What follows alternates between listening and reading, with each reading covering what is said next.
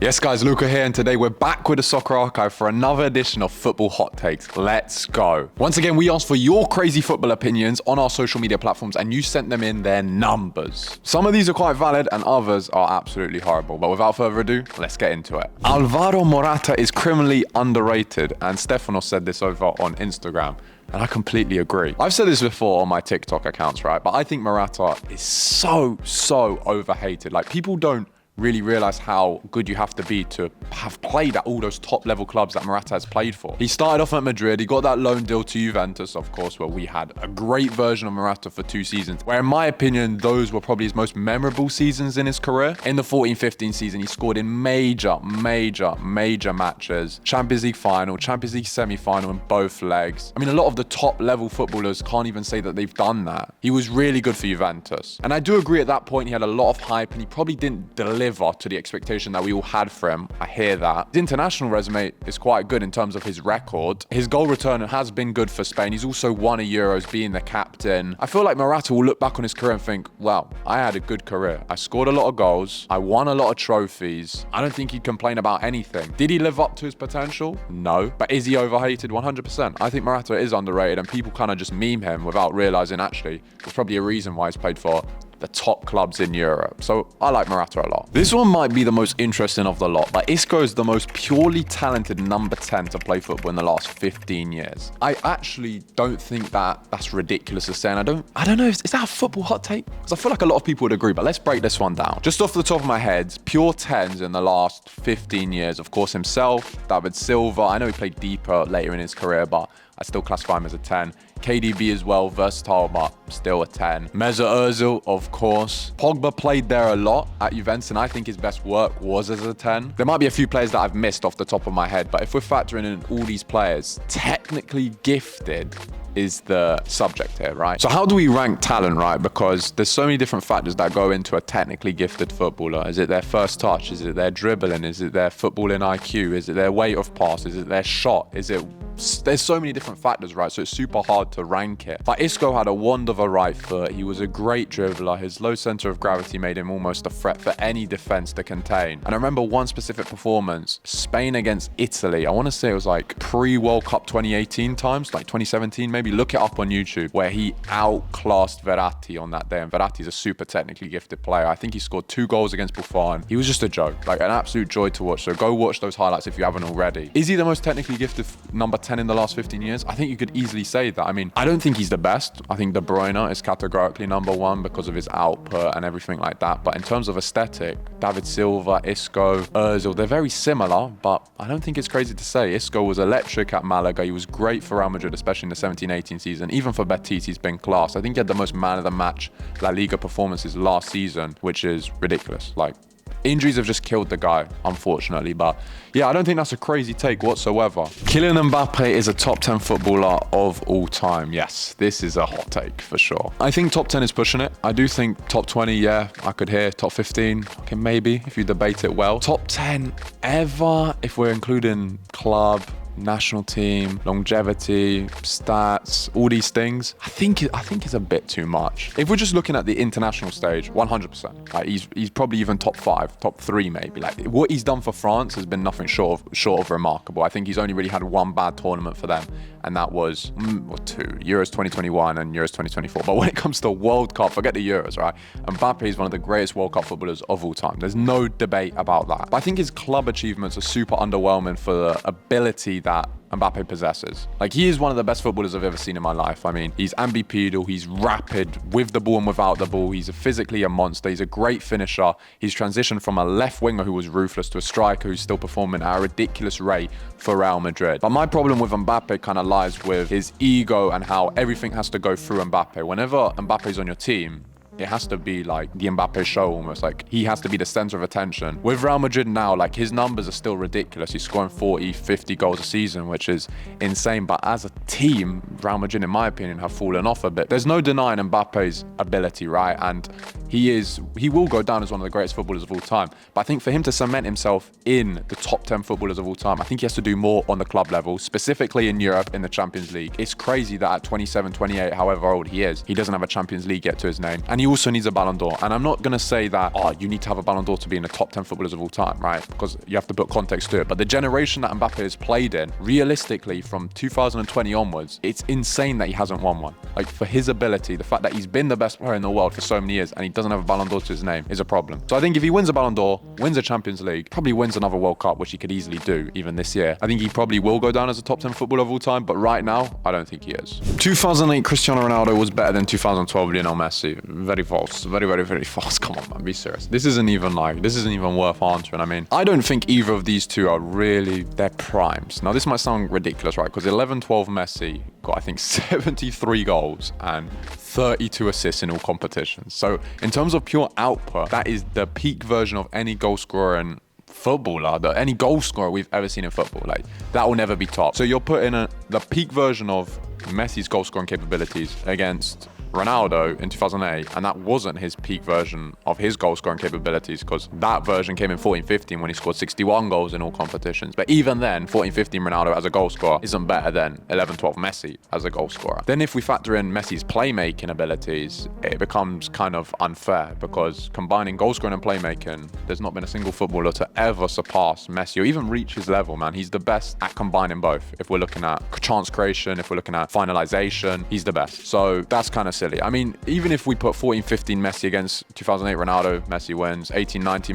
Messi wins. I mean, 10-11 Messi wins. It's quite unfair. I don't even think 2008 Ronaldo is his best version. I think 11-12 overall as a package is Ronaldo's best version. But yeah, 11-12 Messi, bro. I think 73 goals in that season, but of course the calendar year was 91. Yeah, no, Messi wins. I'm sorry. The GOAT debate will probably never end, but are you team Messi or team Cristiano Ronaldo? Let us know in the comment section, because this is a tough one. And if you want fire shirts like this Argentina Messi shirt or this 2007-2008 Cristiano Ronaldo Man United home shirt, we got Messi shirts, we got Ronaldo shirts, we got teams all over the world. You can check these out on our website at thesoccerarchive.com and in our London store in Soho and in Milan. We got the best shirts in the game. Enough of that, let's crack on. Mohamed Salah is the greatest Premier League footballer ever.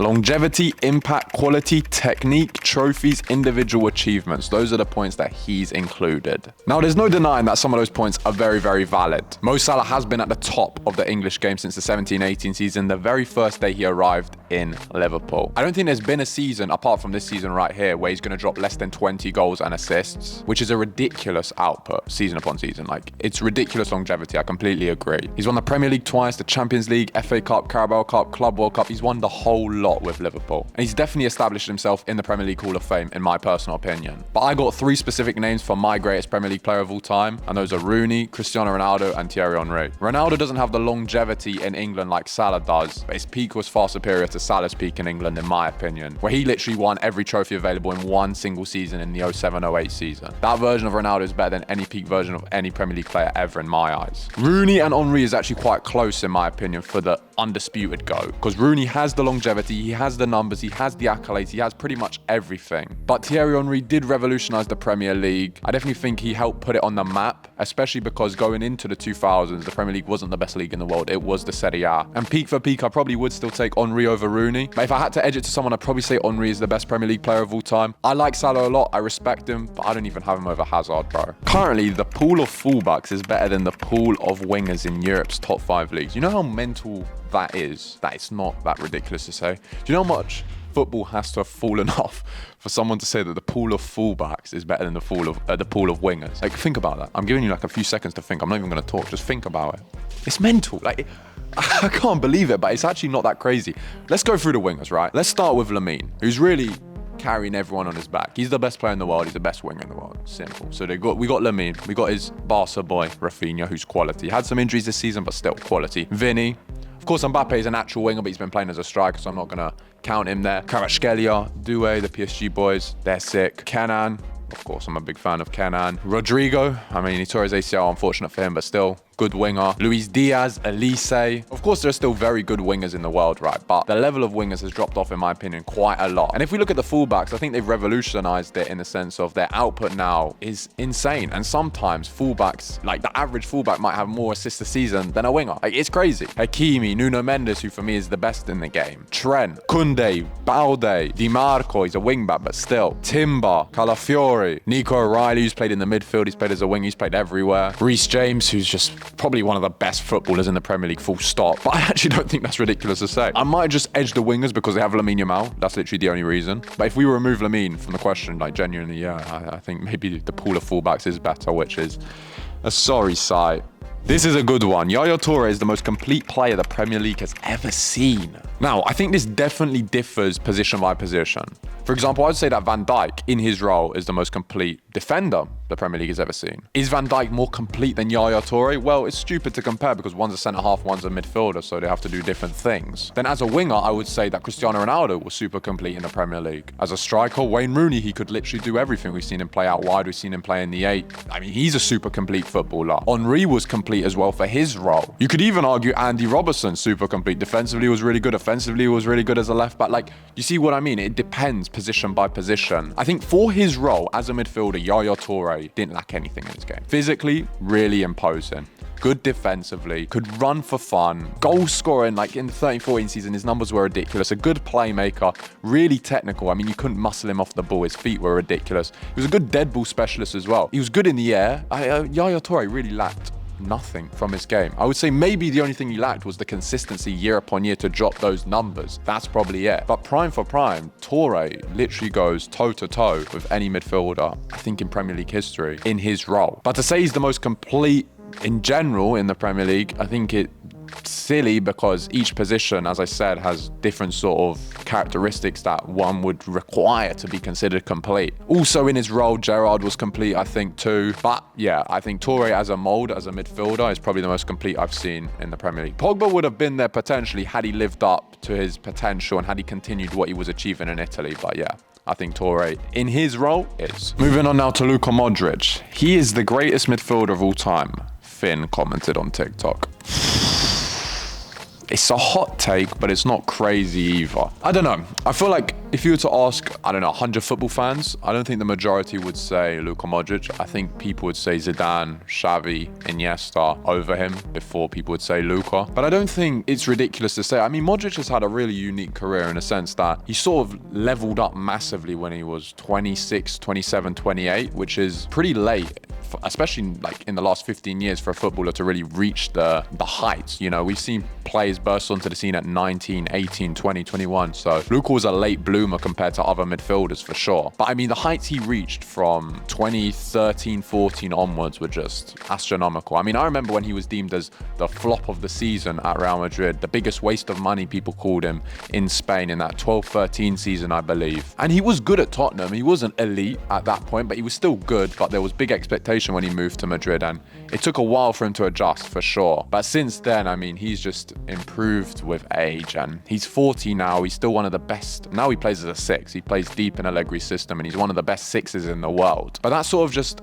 highlights how good he is. He's a world-class level 6. He's a world-class level 8. He definitely could play as the 10 as well. He's a super well-rounded midfielder who has the longevity. Of course, he won a Ballon d'Or. I don't think deservedly so in that season. Over the course of his whole career, you could say, yeah, Luka Modric does deserve a Ballon d'Or in that sense. But in 2018, I probably wouldn't have given it to him. But still, his peak was ridiculous. Even 21-22, Luka Modric. I mean, what he did for Croatia as well. Big game player when it comes to the international stage. He took them to the 2018 World Cup final pretty much single-handedly. Not fully. There were still great players in that Croatian team. And then I think they finished third in the 2022 World Cup run, knocking out Brazil on the way. Like, Luka Modric is just... He reminds me of Pirlo. He aged like fine wine. He is one of the greatest midfielders of all time. I have him table 1 for sure, top 5, 100%. I don't have him first. I think Zidane, Xavi, Iniesta probably edge him just to that. But I don't hate if people say that Modric is probably better than Xavi or Iniesta in his generation. Over Zidane, I mean, different players, right? But I don't think it's crazy to say. I personally disagree, but I respect Luka a lot. I like him a lot, and he's phenomenal. Andy Robertson is in the top 5 left backs of all time. That is very much the definition of a hot take, I think.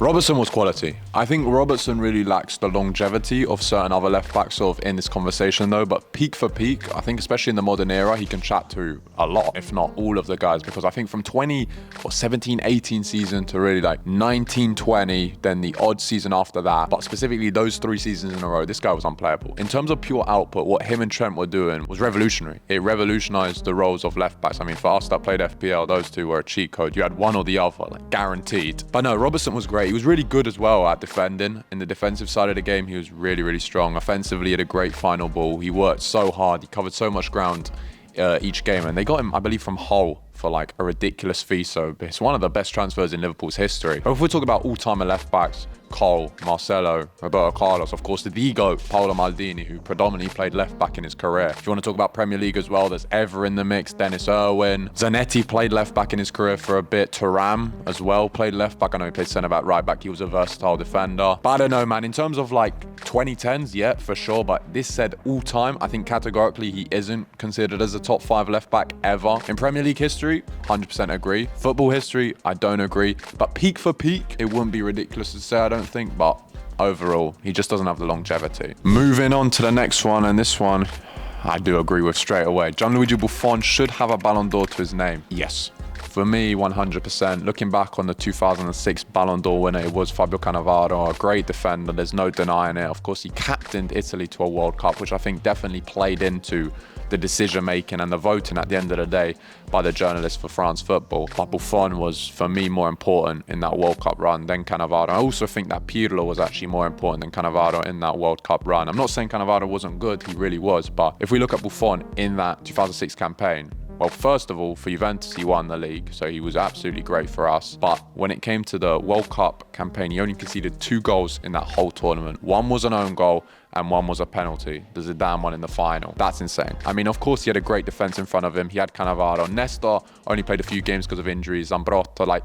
the defense was good. But Buffon was the man between the sticks that held everything together. The save on the header against Zidane in the final, to this day, is one of the best World Cup saves of all time. And look, I think goalkeepers do get slept on a lot. Only Yashin's won it in 63, but I think Buffon should have won it in 06, so I do agree. Frank Lampard was a better footballer than Scholes and Gerrard. Is this a hot take? I don't think it's too much of a hot take. I mean, that debate will probably never ever end. Everyone has a strong opinion on it, and I feel like if you ask 10 people in different scenarios, 4 will say one, 3 will say the other, and 3 will say the other, and it will just alternate, right? It's super, super close. Lampard, for me, I think they're all good at different things. Like, Lampard is the best goal scorer out of the 3. Gerrard, in my opinion, is the most well-balanced in terms of offensive work and defensive work. Scholes is by far and away the best passer, the best controller of a game out of 3. So it kind of depends on what you want and the style of your team, if that makes sense. For example, right, Scholes would, let's just say for argument's sake, one of the 3 had to play for Barcelona under Pep. Scholes would fit that system better than Lampard and Gerrard by a mile. Let's say one had to play in the Arsenal Invincibles team. I think an all-action midfielder would probably suit that team better, so maybe Scholes wouldn't go there. So do you see what I mean? It kind of depends on the system we're playing and what you want. I like Scholes as a footballer the most because he reminds me a lot of like midfielders like Pirlo, and they're kind of my mold of midfielders, if that makes sense. Controllers of the game, like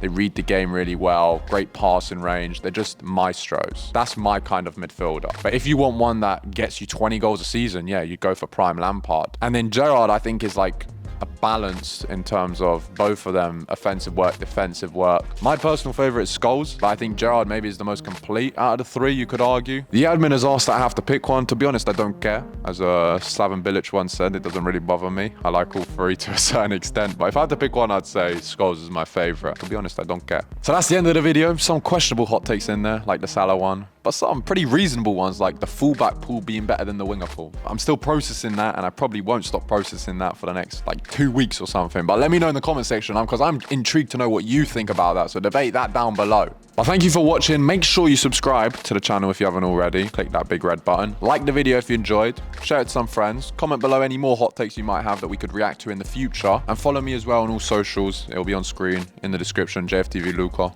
All of that good stuff. And we'll see you in the next one. Goodbye.